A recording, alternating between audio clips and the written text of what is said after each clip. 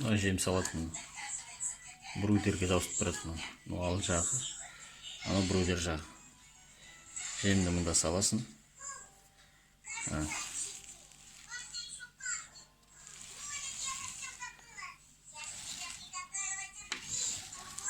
Мына былай саласың, бітірғанап мында түседі. Мынау алды.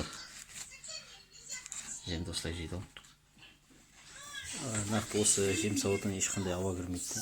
Жем толып тұрады, сондықтан мына түседі. Мына жерде тұрған жем мына деңгейде тұрады ғой. Мына жердегі жем бітпей, мына жердегі не өзгермейді. Бұйыртса келесі видеода кәдімгідей қаңылтырдан жасаймыз, әрі сызбасын толықтай көрсететін боламыз. Келесі видеоны күтіңіздер. Бұйыртса.